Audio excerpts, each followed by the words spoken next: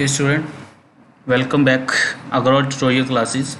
Today our topic is deduction of chapter 6A 80D, 80DD, 80DDB of Income Tax Act 1961.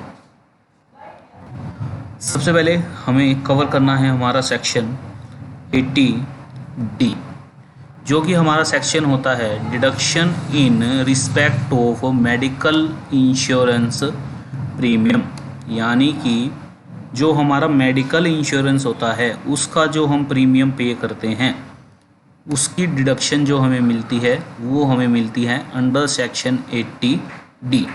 Life insurance के section के लिए हमारा थोड़ा revise कर लेते हैं, वो हमारा सेक्शन था 80C, और मेडिकल इंश्योरेंस के लिए जो आपका सेक्शन रहेगा वो हमारा सेक्शन रहेगा 80D। इसके अंदर जो एलिजिबल एसएससी है वो कौन होता है, ये इसके अंदर हमारा एसएससी जो एलिजिबल होता है वो होता है इंडिविजुअल और HUF like section 80C। Payment का मोड कैसा रहेगा, any mode other than cash, cash के अलावा अगर आप किसी भी मेथड से मेडिकल इंश्योरेंस का प्रीमियम पे करते हैं तो आपको वो डिडक्शन अलाउ होगा under section 80D of chapter 6A income tax act 1961। Maximum amount जो हमें डिडक्शन के लिए मिलेगा, जैसे कि हमारा 80C के अंदर सेक्शन के अंदर था 1,50,000, यहाँ पे हमारा सेक्शन 80D के अंदर जो डिडक्शन होगा वो हमें कैसे मिलेगा और किसके लिए कितना होता है वो हमें देखना है। सबसे पहले हमें देखना है for whose benefit shall be made, किसके लिए हमने बेनिफिट लिया है, in the case of individual और पेरेंट्स, और एचईओ के केस में हमारा रहेगा मेंबर्स के लिए। सबसे पहले हमारा रहेगा मेडिकल इंश्योरेंस प्रीमियम। अगर हम फैमिली के लिए लेते हैं, फैमिली के अंदर कौन इंक्लूड होता है, spouse, individual himself and childrens. अगर पेरेंट्स के लिए लिया है तो भी अलाउ होगा, एचयूएफ के अंदर सभी मेंबर्स के लिए अलाउ होगा। दूसरा हमारा रहेगा contribution to central government health scheme. अगर कोई भी सेंट्रल गवर्नमेंट एम्प्लॉई है वो सेंट्रल गवर्नमेंट की हेल्थ की स्कीम के अंदर कंट्रीब्यूशन करता है तो in the case of individual family के लिए अलाउ होगा, लेकिन पेरेंट्स के लिए डिडक्शन अलाउ नहीं होगी। अगर एचयूएफ है तो सभी मेंबर्स के लिए अलाउ होगा। Preventive health checkup, section 80D के अंदर अगर आप हेल्थ चेकअप के लिए कोई भी एक्सपेंस करते हैं, इंडिविजुअल के केस में चाहे आप फैमिली के लिए एक्सपेंस कर रहे हैं या फिर अपने पेरेंट्स के लिए कर रहे हैं, दोनों के लिए अलाउ होगा। लेकिन एचयूएफ के अंदर मेंबर्स के मेडिकल चेक के लिए कोई भी एक्सपेंसेस डिडक्शन अलाउ नहीं होगी। Maximum deduction of A, B and C, यानी कि तीनों को मिला के जो मैक्सिमम डिडक्शन है वो आपका कितना अलाउ होता है, इंडिविजुअल को फैमिली के केस में 25,000, पेरेंट्स के केस में 25,000 और एचयूएफ के केस में 25,000, यानी कि तीनों के लिए ही जो मैक्सिमम डिडक्शन अलाउेबल है वो आपका रहेगा 25,000। इसके साथ में आपको एडिशनल डिडक्शन मिलता है when mediclaim policy is taken on life of senior citizen. अगर सीनियर सिटीजन के लिए कोई भी मेडिक्लेम पॉलिसी ली जाती है तो आपको एडिशनल डिडक्शन मिलती है 25,000 in the case of family, parents के केस में 25,000 और एचयूएफ के केस में भी 25,000। Medical expenditure on the health of super senior citizen if no medical insurance is paid on his health, तो आपका चाहे इंडिविजुअल के अंदर फैमिली हो, पेरेंट्स हो या फिर एचयूएफ हो, तीनों के लिए ही अलाउ होगा। तो आपको मैक्सिमम डिडक्शन यानी कि ए, बी, सी तीनों को जोड़ के और सीनियर सिटीजन की मेडिक्लेम पॉलिसी को जोड़ के जो अलाउेबल होगा फैमिली को, पेरेंट्स के लिए और एचयूएफ के लिए वो आपका रहेगा 50,000। नेक्स्ट हमारा है हमें क्या क्या पॉइंट ध्यान में रखना है जब हम सेक्शन 80D की डिडक्शंस को कैलकुलेट करते हैं।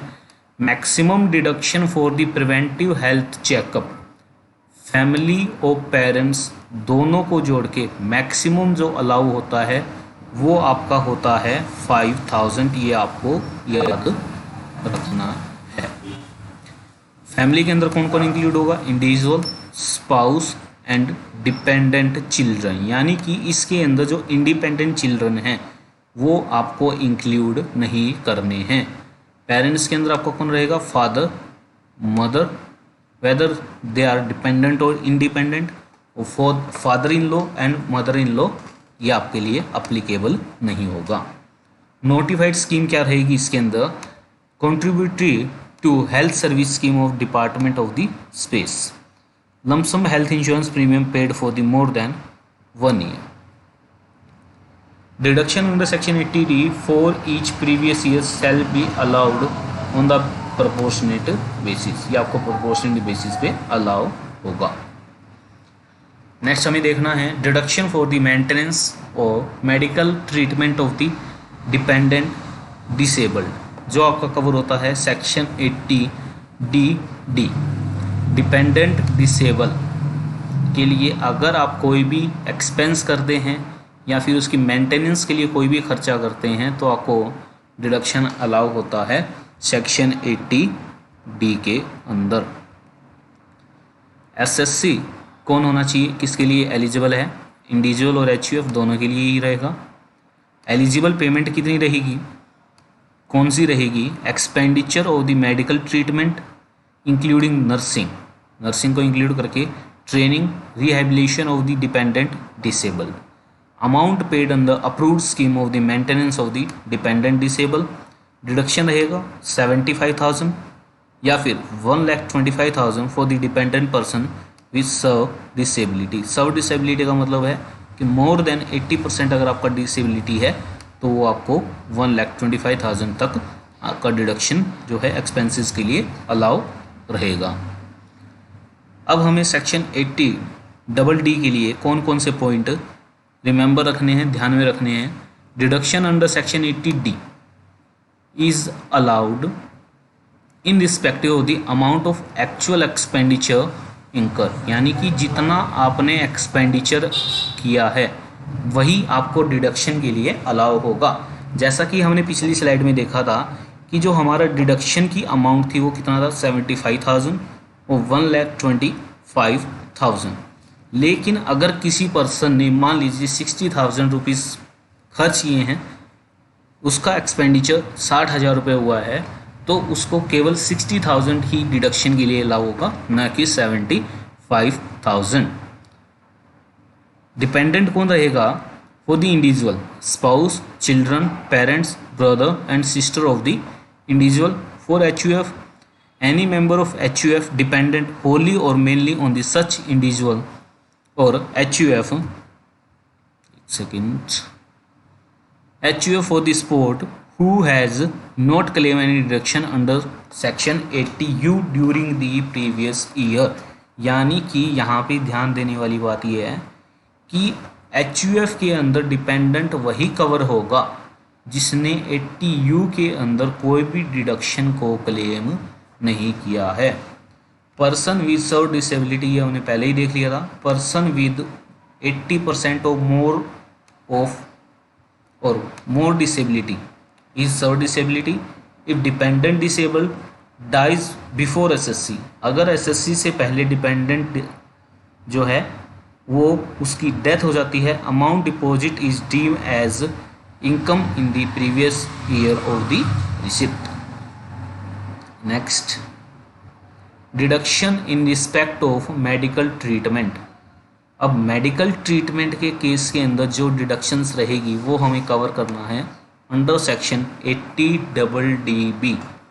एलिजिबल SSC कौन रहेगा? Resident individual HUF। Eligible payment for the deduction, क्या डिडक्शन के लिए पेमेंट एलिजिबल रहेगी? Expenditure on medical treatment of the specified disease in rule 11DD। For कौन कौन अलाउ होगा इसके अंदर? इंडिविजुअल, हिमसेल्फ और dependent, HUF, member of HUF। Deduction कितना रहेगा? अमाउंट एक्चुअली पेड, जितना आपने मेडिकल एक्सपेंडिचर के लिए पे किया है वो ₹40,000 विच एवर इज लोअर। अगर आपका सीनियर सिटीजन है तो वो अमाउंट रहेगा आपका 1 लाख और amount actually paid which ever is lower. यहाँ हमें नोट करना है if any amount is received under insurance reimbursed by the employer of the medical treatment, receive amount shall be reduced from the deduction allowable under this section। यानी कि अगर आपको किसी भी इंश्योरेंस कंपनी से अगर आपने कोई मेडिकल इंश्योरेंस करवा रखा है या फिर एम्प्लॉयर से मेडिकल के खर्चे का पैसा रीइम्बर्स हो जाता है, तो जितना खर्चा आपका हुआ है उसमें से वो आपको माइनस करके डिडक्शन अलाउ होगा। सपोज आपका खर्चा अगर 30,000 रुपये होता है और एम्प्लॉयर आपको 15,000 रीइम्बर्स कर देता है, तो डिडक्शन केवल और केवल आपको 15,000 ही अलाउ होगा, न कि 30,000। Thank you for watching. Like our video, share and subscribe our channel.